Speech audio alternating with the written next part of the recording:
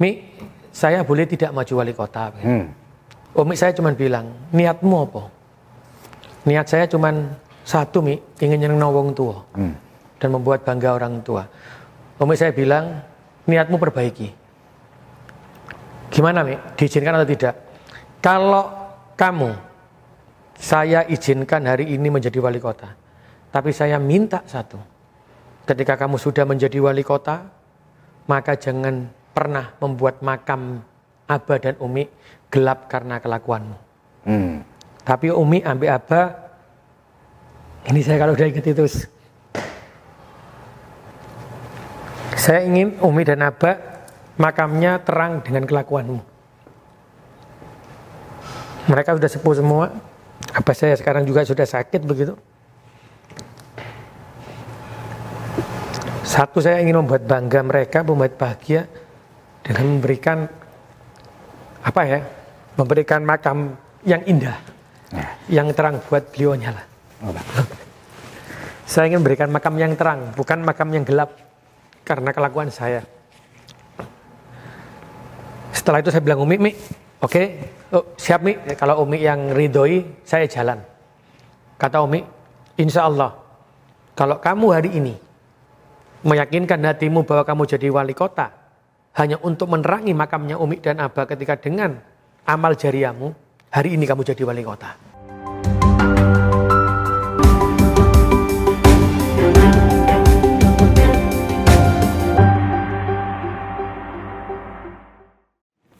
Assalamualaikum warahmatullahi wabarakatuh. Salam damai sejahtera buat kita semua.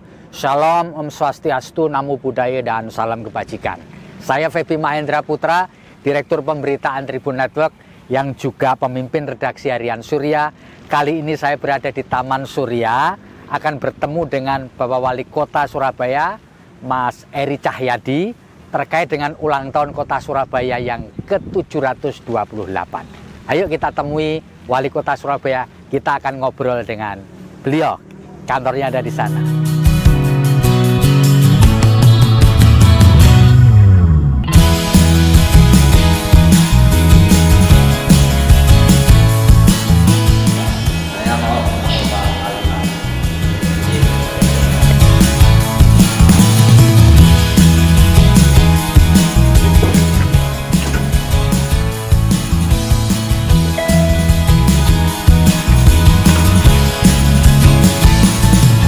Assalamualaikum Mbak. Ya. Pak Eri, terima kasih sudah diterima, dan selain itu kami ingin menyampaikan sugeng ulang tahun Antawarso yang ke-44. Moga-moga ini, sebelum saya ini mohon, ini ada sekedar kue dari teman-teman, mohon ditiup saja supaya nanti kita, ini monggo Pak Wali. Ya Pak Wali, ini dari kami mau ditiup Pak Wali. Iya, terima kasih. Eri Cahyadi adalah Wali Kota Surabaya periode 2021 hingga 2024. Ia dilantik Gubernur Jawa Timur Khofifah Indar Parawansa di Gedung Gerahadi Surabaya pada Jumat 26 Februari 2021. Eri Cahyadi lahir di Surabaya pada 27 Mei 1977. Tahun ini Eri berusia 44 tahun.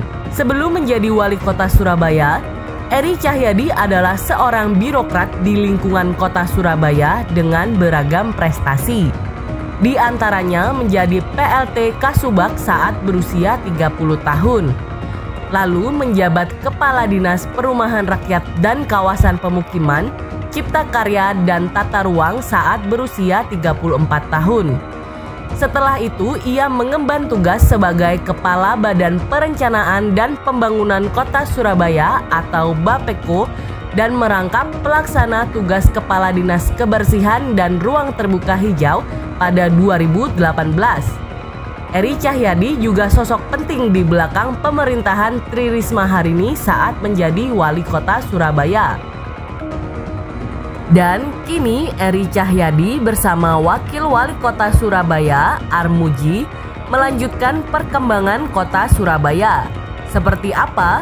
Simak perbincangan News Director Tribun Network Feby Mahendra Putra dengan Wali Kota Surabaya Eri Cahyadi dalam wawancara eksklusif. Kita berbahagia pada kali ini karena saya berada di ruang kerja Wali Kota Surabaya, seorang tokoh muda yang menurut saya luar biasa. Kebetulan kita akan menyambut ulang tahun Kota Surabaya yang ke-728 dan juga ulang tahun dari tokoh muda kita ini pada tanggal 27 Mei yang lalu. Beliau berulang tahun yang ke-44. Beliau adalah Bapak Eri Cahyadi. Assalamualaikum Pak. Waalaikumsalam. Terima kasih banyak Pak Eri. Di tengah waktu Bapak untuk mempersiapkan ulang tahun ke-728 Kota Surabaya, Bapak masih bisa bertemu dengan kami. Alhamdulillah, masih panjang umur. Kebetulan pada saat kita merayakan ulang tahun Kota Surabaya, tahun ini Bapak pertama kali menjadi wali kota. Apa yang Bapak rasakan? Satu perasaan dredeg pasti. Dredeg itu Tribuners dalam bahasa Indonesia artinya berdebar-debar. Berdebar-debar. Ya, lanjut Pak. Berdebar-debar. Karena satu, saya harus meneruskan perjuangan pemimpin yang hebat sebelum saya. Ya. Yang kedua, saya harus menunjukkan. Dan saya dalam masa pandemi COVID-19 ini harus membuat warga Surabaya bahagia dan sejahtera. Dan bagaimana Surabaya ini bisa lepas dari COVID, dari zona orange menuju kuning dan menuju hijau. Ya. Itulah yang selalu ada di pikiran saya ya. saat ini. Pak Eri, tentu sebagai wali kota untuk periode pertama, Pak Eri menyiapkanlah satu kejutan tertentu buat warga kota yang tercinta ini. Apalagi Pak Eri selama ini sudah banyak melakukan hal-hal, artinya bukan orang baru Pak Eri di pemerintahan Kota Surabaya kan bukan orang baru. Apa kira-kira Pak Wali kejutannya Pak Wali? Kemarin pada waktu dilantik pertama beberapa kejutan sudah membuat orang mengatakan oh sudah dilakukan ya.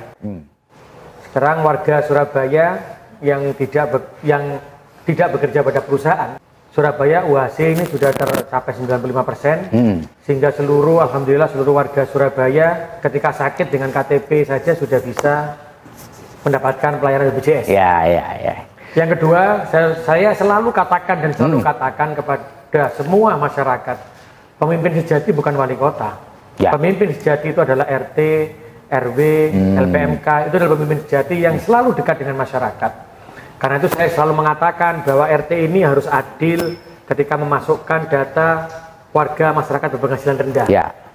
Ada lagi yang masukkan kebutuhan yang kurang harus makanan terkait dengan gizi buruk. Ya. Sehingga alhamdulillah saat itulah kita naikkan pendapatan RT, RW dan LPMK. Ya. Dengan tujuan apa? Jadi RT itu bukan lagi orang yang semua tidak mau terus tiba-tiba ada yang mau jadi RT. Itu yang saya ingin berubah. Karena pemimpin tidak begitu. Iya. Dan insya Allah kejutan-kejutan yang lainnya akan kita lakukan lagi karena kita sudah melakukan pada pembuatan aplikasi. Karena insya Allah bukan kejutan buat saya, karena itu kewajiban saya. Surabaya. Apa yang saya lakukan? Saya berharap warga Surabaya ini setiap keluarga mendapatkan penghasilan minimal UMK-nya Surabaya. Tapi saya tidak ingin UMK, yang saya selalu katakan, saya ingin seluruh pendapatan warga Surabaya, setiap keluarga itu minimal 7 juta. Ya.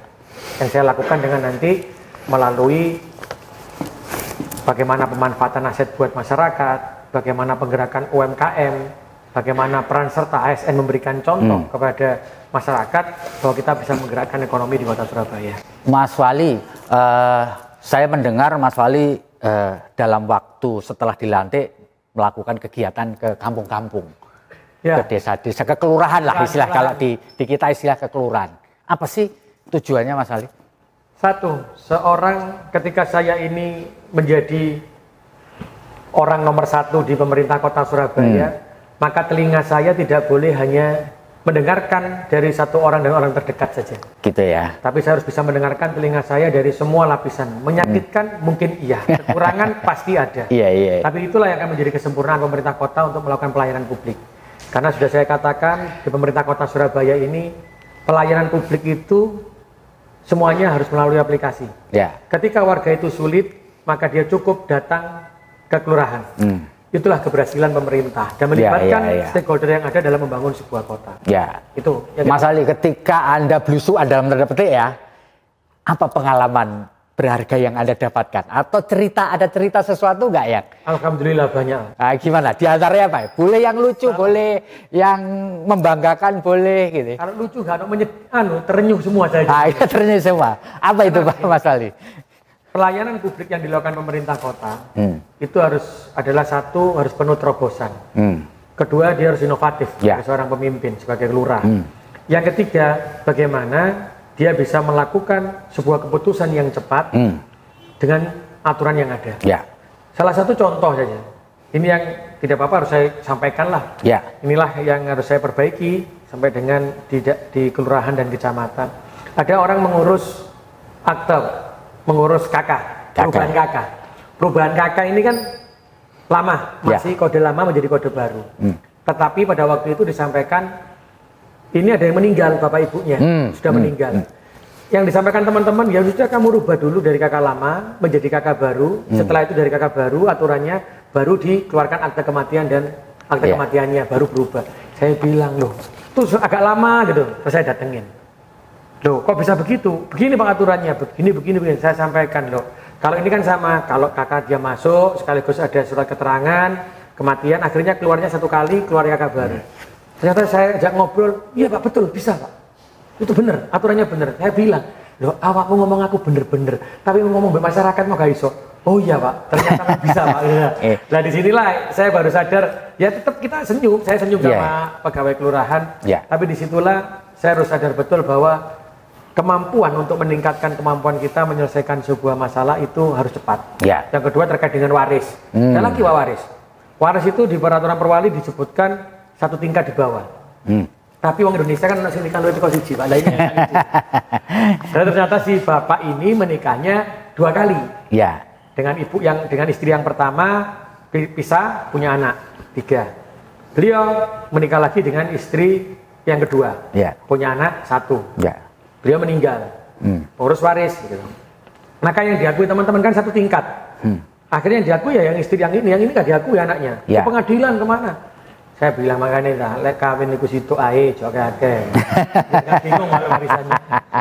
Lah setelah itu akhirnya saya sampaikan, lo kan bisa toh di surat ahli warisnya disebutkan bahwa bapak ini dulu menikah dengan ini, punya anak ABCD. Dengan akte nikah ini, akte cerai ini. Yang kedua, menikah lagi dengan si putri, mamanya. Setelah itu punya anak ini. Sehingga dari hasil 2 ini, berarti anak ini adalah ahli warisnya dari bapak. Kan bisa. Iya Pak Wali, bisa. Tetapi di situ saya bilang, wah ini kayak begini terus. Sehingga masyarakat ini makanya kalau tidak, mereka dipimpong. Maksudnya bukan dipimpong, merasanya dipimpong. Harus ke pengadilan. Karena apa? Ketakutan dari teman-teman pemerintahan ini untuk kalau salah ya, takut salah ya. Tapi itu saya sampaikan, jangan pernah takut, kita harus berani keluar, tapi tidak melanggar yang aturan tadi. Tadi seperti saya sampaikan, kalau bapak ini sudah punya istri, anaknya ini, yang ini, sebutkan kan berarti yang A, B, C, D, E itu kan pasti ahli warisnya. Kalau yang perempuan kan nggak mungkin dari seorang ibu. Ini yang lucu-lucu itu. Jadi ketemunya di lapangan tuh yang kayak gitu-gitu ya Pak. Sehingga saya berharap, Mas Wali ya. Ketika saya turun ke lapangan itu bisa diteruskan oleh lurah, tidak setelah saya balik dari kelurahan, balik kantor di sini lurah yang balik meneh gitu. Sehingga nanti insya Allah dari semakin itu sudah saya sampaikan, jenengan harus bisa berubah ya. Nanti kalau ternyata si ono warga yang masih ngeresulo hal yang sama, jenengan bisa memutuskan dengan saya, karena itu nanti semua teleponnya lurah, teleponnya camat, teleponnya kepala OPD, teleponnya wali kota harus jadi satu. Harus punya HP khusus, jadi lek iso ngalayani langsung telepon. Saya bilang, kamu telepon teman-teman telepon wali kota langsung bisa, telepon kepala dinas bisa. Jadi ketika warga di sana harus bisa diputusi. Tidak boleh tidak. Itu yang harus saya lakukan. Ya itu nanti setelah selesai terus oleh kasur terus ya mungkin harus berganti lurah itu. Mas Wali, melakukan satu acara belusuan ini kan membutuhkan energi, membutuhkan waktu. Dan ketika menjadi kepala daerah, Mas Wali kan sebenarnya alokasi jam kerja itu kan nggak jelas juga. Nah, ketika jadi wali kota, apakah makin jelas atau makin nggak jelas? Makin nggak jelas. Makin tidak jelas karena apa? Setiap waktu saya harus keluar. Ya. Ketika malam pun ada yang ngeresulo, ya saya harus keluar. Ya. Mendengar sendiri, melihat sendiri. Ini yang saya lakukan karena memang saya dulu sebelum wali kota kan birokrasi, Pak. Ya. Saya pun pulangnya sudah jam 11 malam. Paling cepat saya pulang jam 10 malam. Setelah menjadi wali kota, Alhamdulillah jam 1.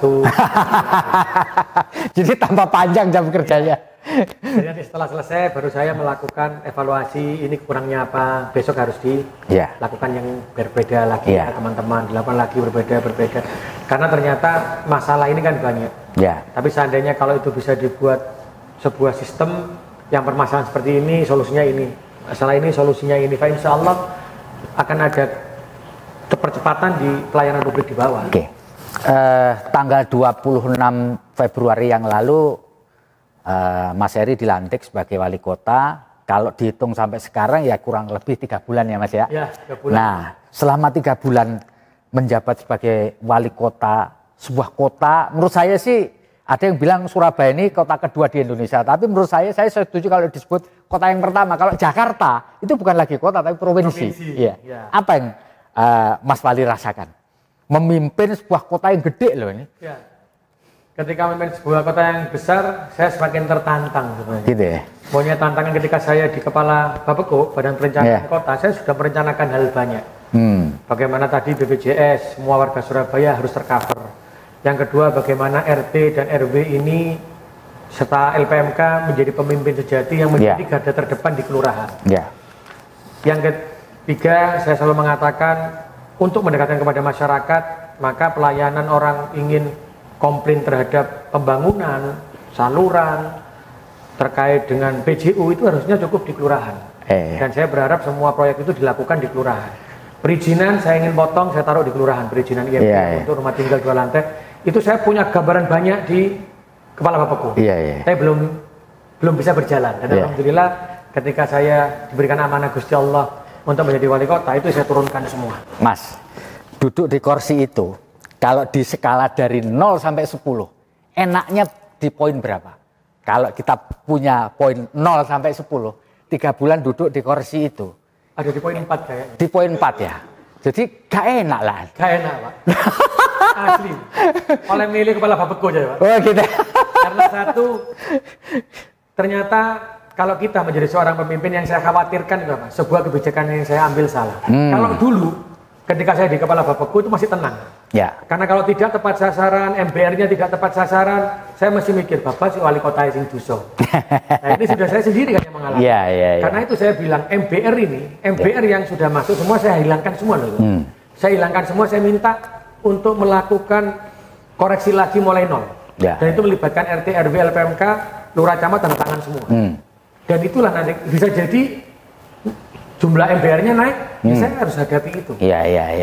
Terus yang kedua, kalau kita melakukan pelatihan, di mana pemasarannya? Itu yang saya lakukan, karena saat ini tidak. Nah, nanti insya Allah yang tadi saya sampaikan, saya berharap ada perputaran terkait dengan UMKM di kota Surabaya mungkin di bulan Juli, itu bisa sekitar perputarannya 30 miliar dalam 1 bulan. Sejak 13 Januari lalu, pemerintah pusat menggelar program vaksinasi. Dimulai dari Pak Jokowi sendiri yang disuntik. Nah, saya kepingin dapat cerita dari Mas Wali mengenai pelaksanaan vaksinasi di wilayah kota Surabaya. Dan ketika vaksinasi itu berlangsung, Mas Wali ketemu nggak orang yang nggak mau dia divaksin? Saya vaksin, alhamdulillah vaksin di Surabaya ini pemberiannya adalah yang tercepat. Sehingga kita habis diberikan lagi vaksin, itu cepat. Sehingga kita bisa mengangkat Jawa Timur menjadi nomor 1 percepatan vaksin. So far ada nggak orang yang nggak mau gitu? Ada. Alasannya apa Mas Wali biasanya? Ya tadi disampaikan kalau vaksin ini nanti saya mati. Ada yang begitu. Ada lagi yang kalau disampaikan vaksin, wah ini tambah nggak sembuh, tambah sakit gitu. Tapi ada yang orang nggak mau itu karena sampai hari ini, nggak saya sebutkan namanya. Itu saya sampai datang ke rumahnya 3 kali. Karena apa? Takut. Setiap mau suntik tensinya langsung 250. Suruh istirahat, gitu ya? Suruh tidur, ya tetap aja. Tapi kalau hari biasa enggak. Tapi jarum suntik langsung 220, 200. Ini terjadi. Memang PR buat kita. Mungkin harus kurang kasih sayang dilus-lus. Kita punya pandemi ini kan pasti pemerintah punya angan-angan. Oh kira-kira tuh setahun ke depan. Ya. Nah Mas Eri bisa ceritakan nggak Mas Wali mengenai angan-angan Anda sebagai wali kota, kira-kira kita bisa mengakhiri pandemi ini kapan? Kalau saya, pandemi ini tidak akan pernah tahu kapan berhentinya. Nah, so hanya Gusti Allah yang tahu. Ya. Tapi kita harus bersahabat dengan pandemi ini. Bersahabat maksudnya apa? Ekonomi harus tetap jalan. Ya. Sosial kita harus tetap jalan. Yang ini yang harus kita sebagai seorang pemimpin, saya harus bisa menunjukkan ekonomi bisa bergerak di kota Surabaya meskipun dalam masa pandemi. Jadi contohnya UMKM harus saya modelkan sekarang modelnya harus pakai online. Karena pemasaran tidak bisa lagi offline. Ya. Karena pemerintah harus hadir di sana. Yang kedua, pergerakan ekonomi juga mulai kita buka yang namanya tempat usaha. Tetapi protokol kesehatan harus kita kencengi betul. Jadi harus pakai masker, mencuci tangan, menjaga jarak, menghindari kerumunan, itu tetap harus kita jaga terus. Karena itu saya bilang, yang bisa menjaga ini bukan pemerintahnya. Yang bisa mencegah dan menyelesaikan COVID ini adalah warganya, kita sendiri. Secara pribadi, karena itu pada waktu saya memberanikan diri membuka RHU, ekonomi berjalan, saya katakan kita punya mata pisau yang dua yang sama-sama tajam. Kalau kita biarkan ekonomi tidak berjalan, mati kita. Tapi kalau kita sembrono membuka hanya untuk mengejar ekonomi, maka COVID ini akan naik di kota Surabaya. Sehingga ini harus menjadi satu berjalan beriringan. Karena itu saya sampaikan buka, tapi dia harus suruh jaga protokol kesehatannya dikuati. Jadi contoh seperti bioskop gitu, saya bingung, wah bioskop sampai kan tutup. Ya. Saya bilang, bisa nggak bioskop itu dibuka? Karena apa? Ternyata bioskop dibuka itu naiknya langsung 30%, 20% sampai 30% pengunjung yang datang ke mall. Tapi saya sampaikan, tapi jangan sampai naik. Akhirnya pemilik bioskop yang semuanya RAU saya undang, saya bilang, saya beri kepercayaan, tapi jangan sia-siakan kepercayaan saya. Tolong jaga RAU-nya. Kalau sampai itu terjadi, maka akan saya tutup selamanya. Gitu ya. Dan alhamdulillah ketika pikiran saya, oh bioskop itu mungkin 2, terus disilang 2. Enggak. Ternyata mereka mengatakan kita sudah berikan kepercayaan sama Pak Wali, kita harus jaga daripada kita ditutup, kita juga rugi. Bioskop itu kursinya silang, buka satu, silang. Terus akhirnya langsung pacaran jadi susah. Iya. Dan di situ ada infrarednya kan, kelihatan, terus nggak boleh ada makan di sana, nggak boleh. Iya. Akhirnya apa? Ternyata ketika kepercayaan kita berikan, akhirnya mereka juga akan menjaga kepercayaan itu. Karena apa? Karena untuk kepentingan mereka sendiri, untuk menggerakkan ekonomi, menggerakkan pegawainya, membayarkan itulah. Sampai sekarang ini pertumbuhan ekonomi kita berapa sih? Kalau kemarin pada waktu COVID ya turun sampai minus lah. Q4 tahun 2020, enggak, Q1 tahun 2021 angkanya masih ada, sudah ada enggak? Belum. Oh belum ada ya? Belum ada. Kemarin waktu Pak Jokowi Pak Presiden memberikan kepada kita arahan, itu di triwulan kedua sudah harus mencapai 7%. Seluruh Indonesia itu masih minus. Tetapi Jawa Timur itu sudah posisi terbaik gitu. Ini selalu ada pertanyaan yang muncul di dalam masyarakat tuh begini. 10 tahun kota ini dipimpin oleh seorang wanita yang kuat. Ya, sekarang dipimpin oleh anak muda. Mas Eri, bagaimana Anda melepaskan bayang-bayang dari Bu Risma? Begini. Atau Anda, nggak usah dilepaskan bayang-bayangnya, biarin aja, atau gimana? Kalau buat saya, seorang pemimpin punya karakter yang berbeda-beda. Tapi apa yang terbaik dari seorang pemimpin yang lama harus kita ambil untuk kita teruskan. Karena itu saya punya jargonnya adalah meneruskan kebaikan. Ini yang kita lakukan. Dan di dalam saya pernah mengaji mulai kecil sampai dewasa, selalu dikatakan seorang yang pandai bersyukur itu adalah orang yang bisa mengucapkan terima kasih kepada orang yang pernah memimpin sebelumnya. Berarti apa? Makna di sana adalah ketika itu punya kebaikan, teruskan kebaikan itu. Tapi ada yang kekurangan, jangan pernah diambil. Karena itu saya mengatakan kalau Bu Risma tetap harus baik, meneruskan kebaikan saya lakukan. Tapi saya tidak harus punya karakter yang sama. Dan saya lakukan sekarang. Ketika saya lakukan, BPJS selesai semua, warga Surabaya cukup dengan KTP. Saya sudah melakukan hal yang agak berbeda. Ternyata apa yang sudah dilakukan Bu Risma sudah baik. Saya sampaikan, RT ini bukan lagi menjadi orang yang harus hanya jadi RT, tapi menjadi tulang punggungnya pemerintah kota. Saya naikkan, karena saya berharap di tahun depan kalau ini berjalan, mereka akan saya naikkan lagi, bisa menjadi 2 juta per bulannya. Sehingga apa? Semua data itu akan terhenti di RT. Jadi orang mengurus KTP, akte, cukup lewat RT-nya. Jadi RT harus ngerti IT, Pak. Saya latih nanti. Dia cukup warganya datang ke RT, masuk, dikirim ke kelurahan proses, nanti dikembalikan lagi, dikirim. Warganya nggak perlu ambil. Saya kasihkan ke RT nanti yang memberikan ke warganya.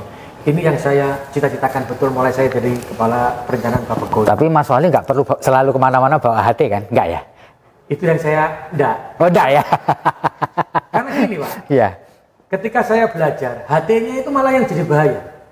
Contoh saya jalan pakai HT. Anak buah saya bisa deteksi saya ada di mana. Oh gitu ya. Kelihatan. Ya, Kalau ya. sekarang saya telepon, Ahmad Jani kotor tuh, tolong disapu dong. Nah kemarin saya sempat marah pada waktu saya dari Jakarta, saya datang ke Surabaya, kotor. Saya telepon, saya tunggu di Ahmad Yani. Saya tanya, gitu ya? Yang namanya daun, kalau kamu bilang daun ini rontok karena ke musim kemarau warnanya kuning. Ini warnanya coklat, jadi sudah berapa hari nggak kamu sapu? Tapi saya akhirnya ikut nyapu, tapi nggak ikut nyapu banyak. Saya nyapu, saya ajari. Oh tapi tetap ikut nyapu ya? Nyapunya saya ajari, ini cara nyapunya. Setelah itu selesai. Setelah itu saya selesai, saya tinggal. Karena apa? Karena saya bilang, cara menyapu seperti ini, sistemnya seperti ini.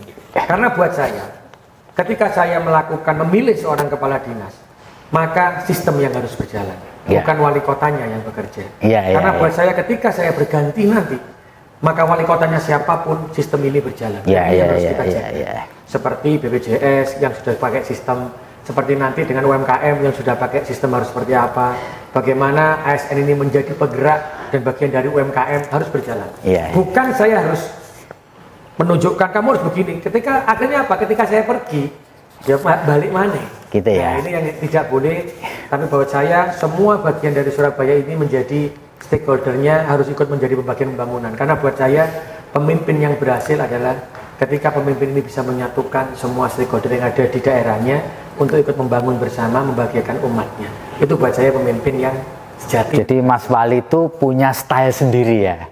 Tidak harus seperti Bu Risma gitu ya? Tidak harus kan? Yang baik dicontoh, tetapi punya style sendiri ya Mas ya? Karena Bu Risma kan ada seorang ibu, contoh, orang wong demo. Ibu datang dengan keibuannya. Kamu tuh anakku gini. Mukul tidak mungkin dengan seorang wanita.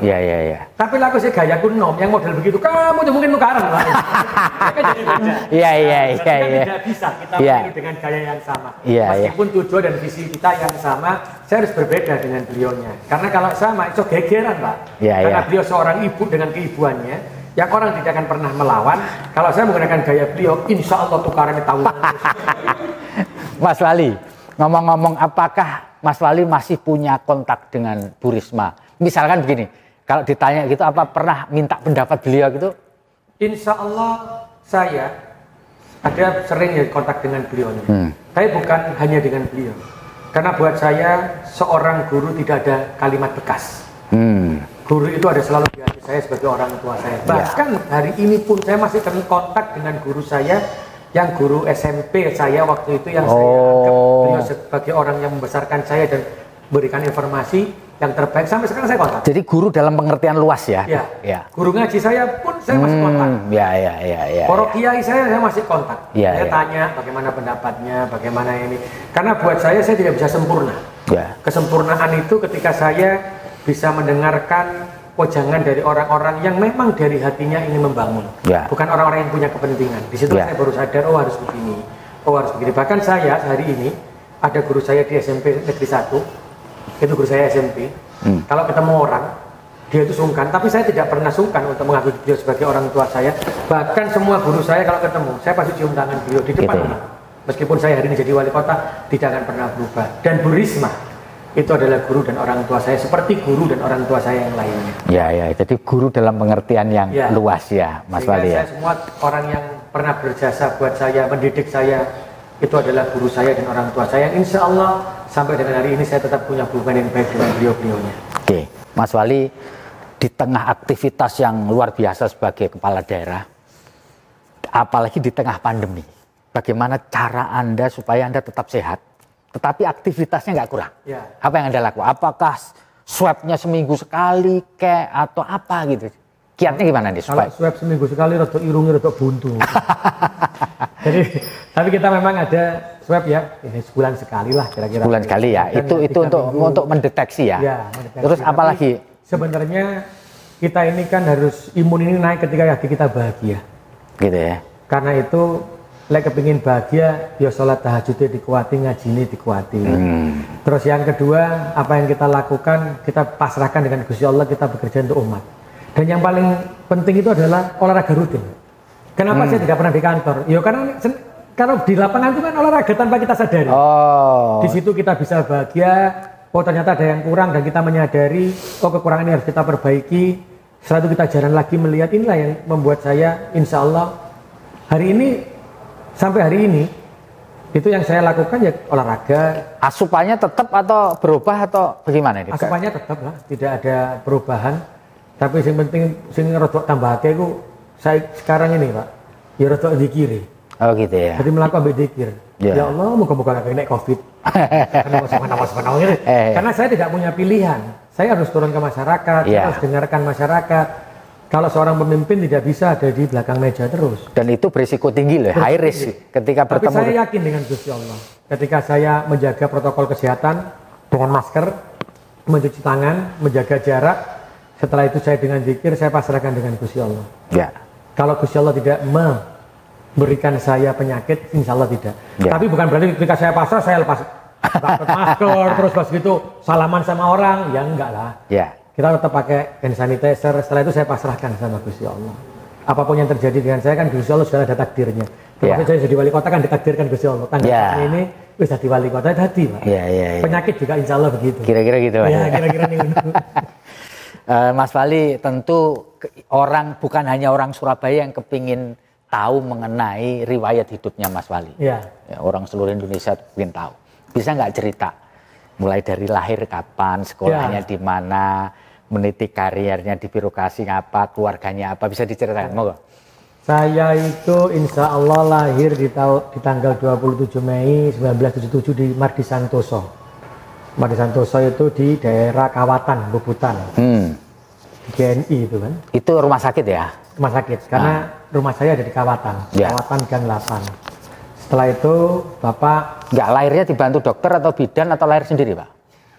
Oh, lahir sendiri. Tapi lewat ibu saya. Jadi di situ orang tua saya akhirnya pindah ke Gedung Tarukan. Ya. Gedung Tarukan itu Gang Pertolongan. Bukan Gedung Tarukan ya, gangnya itu namanya Gang Pertolongan. Insya Allah lebarnya cuma 6 meter ya. Gak segini nih. Motor itu gak cukup kok, segini nih. Nah. Berarti ada 1 meter lah. 1 meter. Rumah saya itu kenang-kenangan saya di situ, orang kampung kecil gitu kampungnya. Karena ayah minta pindah dari Kawatan, rumahnya mertuanya ayah. Orang tuanya ibu kan Kawatan. Ayah waktu itu pegawai negeri sipil ya? Ayah waktu itu pegawai sipil. Ya. Beliau adalah di keuangan. Terakhir di jabatan di Pemkot. Di Pemkot. Ya. Beliau terakhir jabatannya Kasubag Keuangan. Ya. Setelah itu saya lahir, saya sekolah di SD Ketintang. SD-nya SD Ketintang. SD Ketintang. Berarti jauh dong dari Gedung Tarukan. Tarukan karena Bapak pada waktu itu punya uang dibelikan rumah di Ketintang. Dan Ketintang itu dulu rawa-rawa, Pak. Nggak ada yang, karena alhamdulillah di Ketintang itu rumahnya cuma 3. Ya. Jadi kalau maling masuk itu diketok. Ya.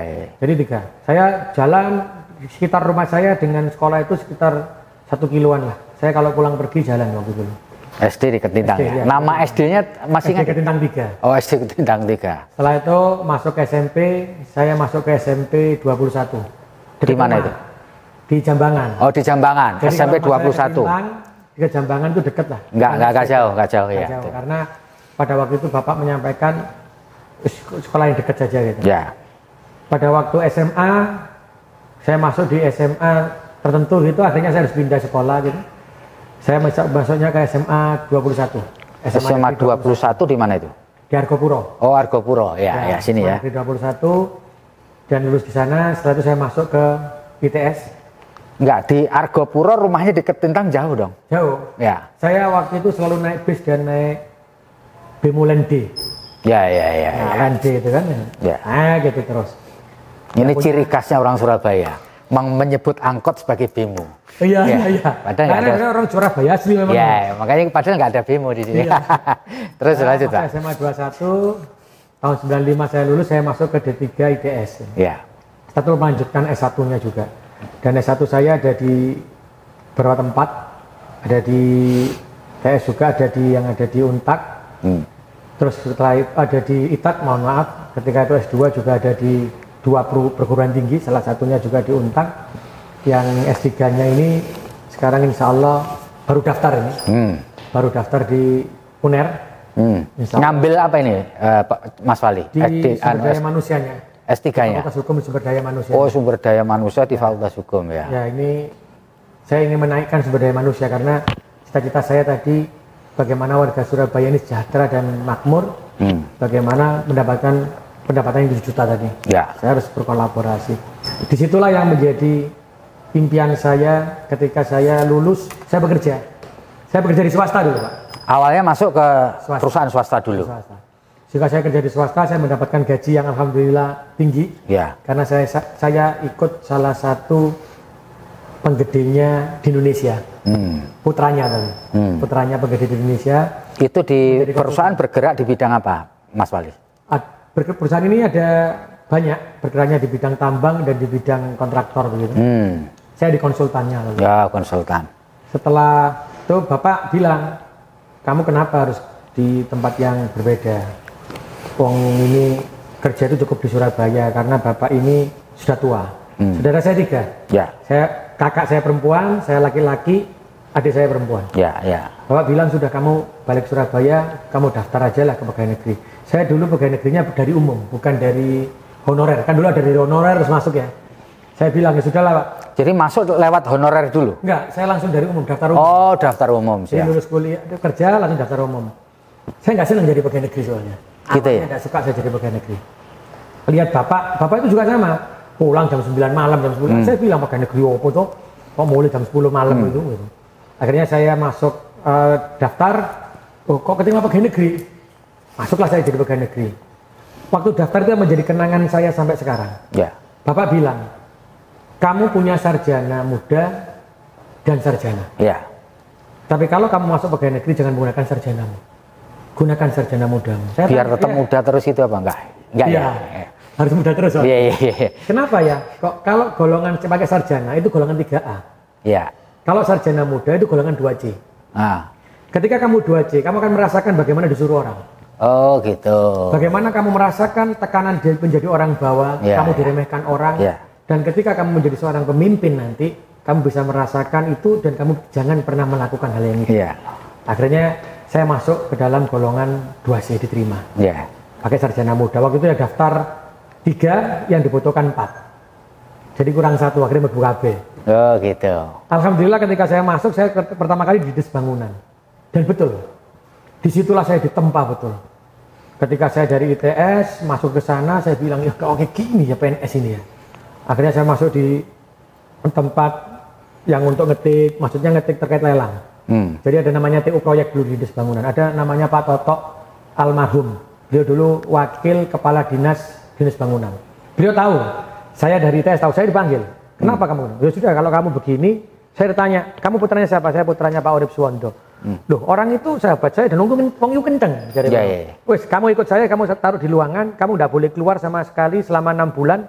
Kamu baca buku yang saya kasih. Setelah itu kamu mau pulang, saya tanya. Kalau tidak bisa jawab, kamu tidak boleh pulang.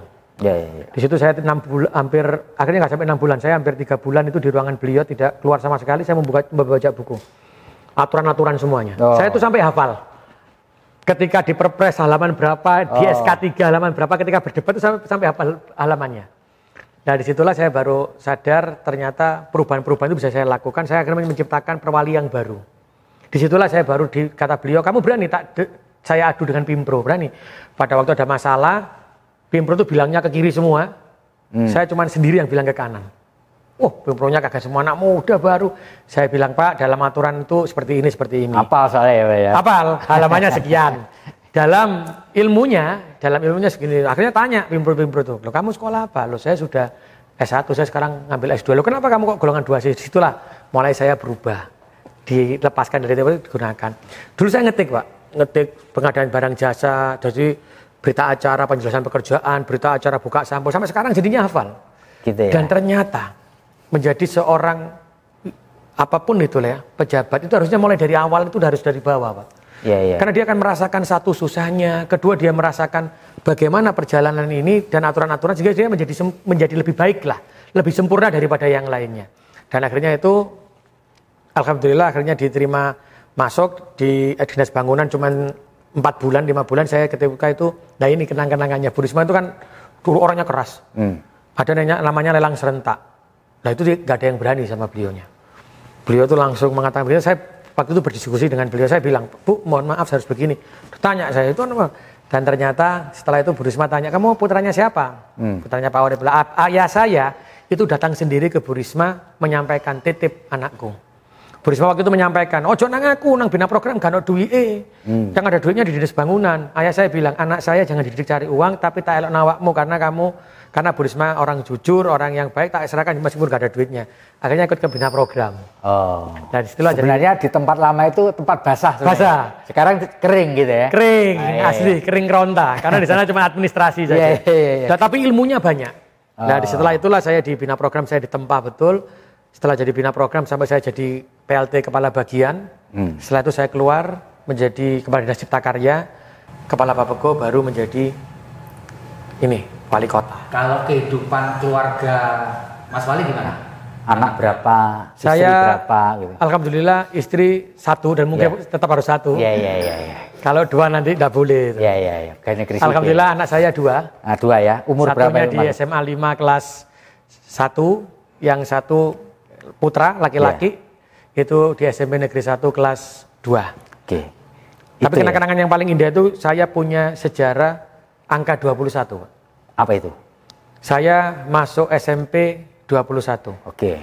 Saya masuk SMA 21. Saya bekerja umur 21. Iya. Saya punya rumah nomor 21. Saya dilantik menjadi wali kota tahun 2021. Oh, jadi magic numbernya 21 ya? Iya. Makanya saya bilang 21 Jump Street. Iya.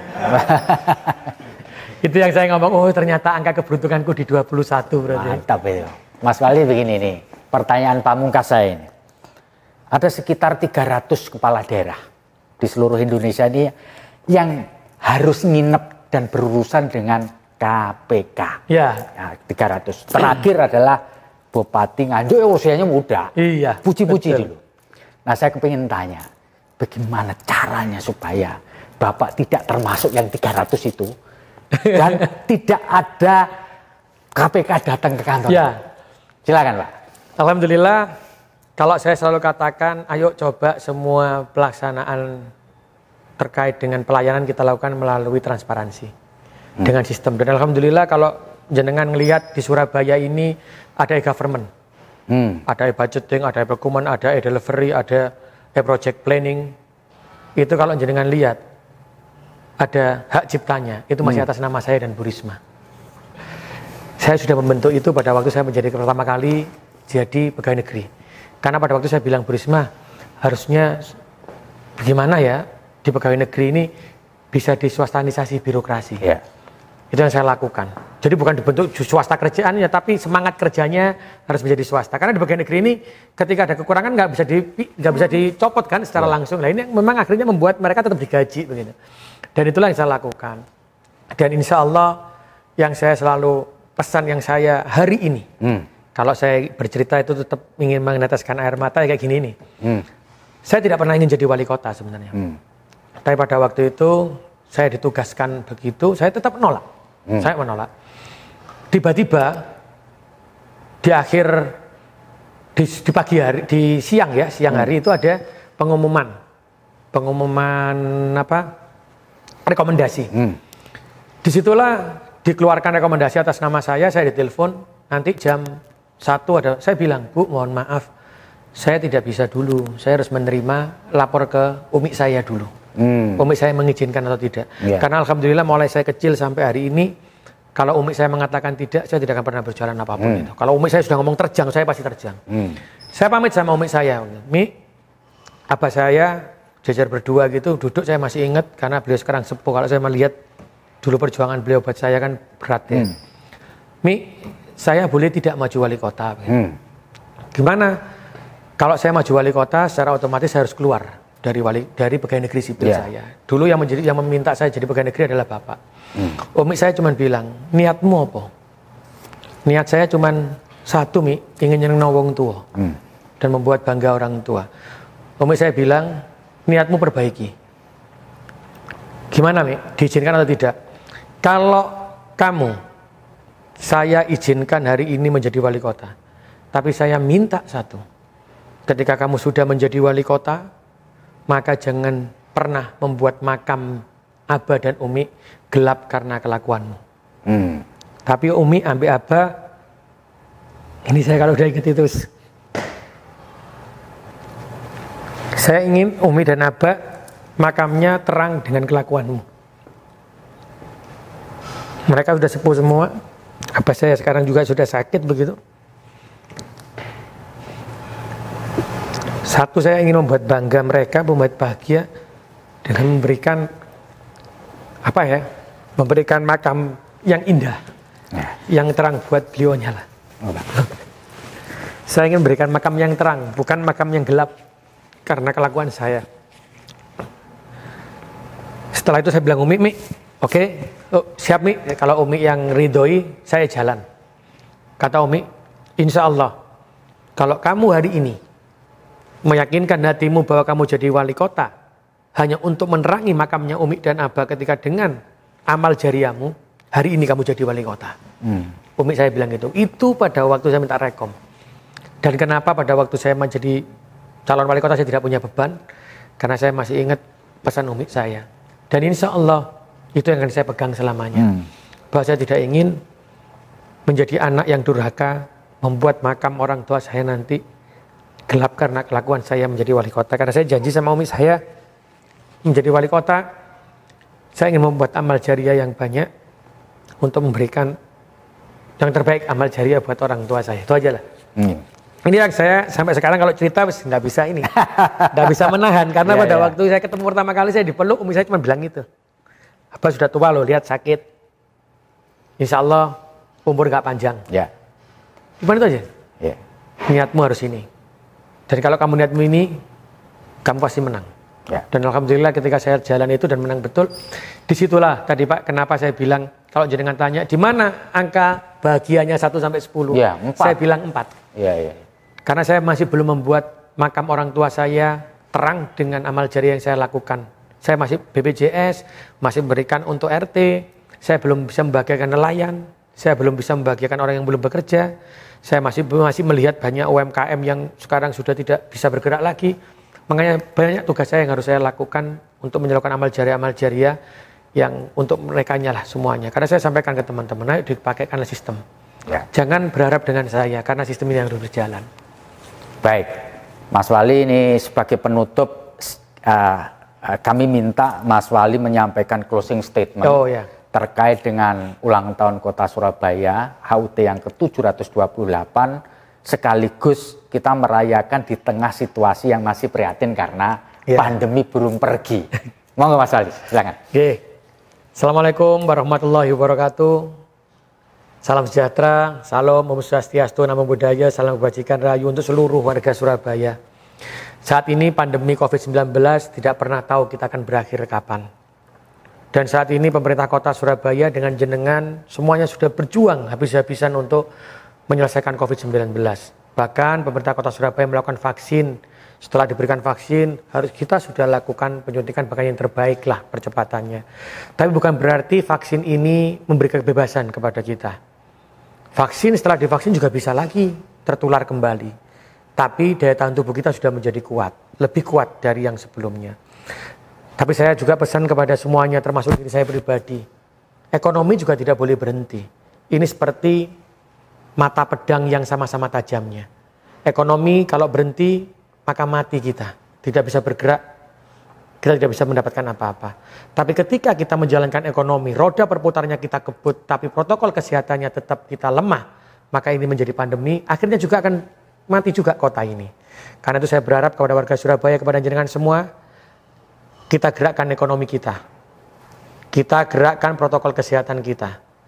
kita lakukan secara bersama, antara ekonomi dengan protokol kesehatan kita jalankan bersama. Saya titip Surabaya kepada jenengan semua. Sehebat apapun, sekuat apapun yang dilakukan pemerintah kota, itu akan sia-sia dan tidak akan pernah berarti. Karena Surabaya ini akan lepas dari COVID bukan karena pemerintahnya, tapi karena jenengan semuanya. Jenengan adalah orang-orang yang hebat di kota Surabaya. Saya yakin jenengan adalah orang yang cinta dengan kotanya. Insya Allah, kalau kalian jenengan akan tetap bergandeng tangan mengatasi COVID ini. Salam hormat saya buat seluruh warga Surabaya, termasuk terutama yang untuk Satgas COVID. Jenengan adalah pahlawan tanpa tanda jasa. Seluruh nakes yang ada di kota Surabaya, ayo kita bergandeng tangan, jangan pernah lelah, jangan pernah mengeluh. Kita tetap berusaha dan sambil berdoa. Fa insyaallah Surabaya akan segera berakhir dari COVID. Tahun kapan pun kita tidak pernah tahu, tapi ekonomi berjalan, kebutuhan kita tetap terpenuhi. Fa insyaallah Surabaya akan menjadi kota yang baldatun, thayyibatun, warabun ghafur. Matur nuwun warga Surabaya. Assalamualaikum warahmatullahi wabarakatuh. Salam, Om Santi, Santi, Santi Om. Demikian Tribuners, akhir dari ngobrol kita dengan Wali Kota Surabaya, Pak Eri Cahyadi yang masih muda belia. Semoga tentu saja beliau akan bisa mengemban amanah ini sampai paripurna. Amin. Demikian saya Feby Mahendra, undur diri. Salam sehat. Assalamualaikum warahmatullahi wabarakatuh. Om Santi Santi Om.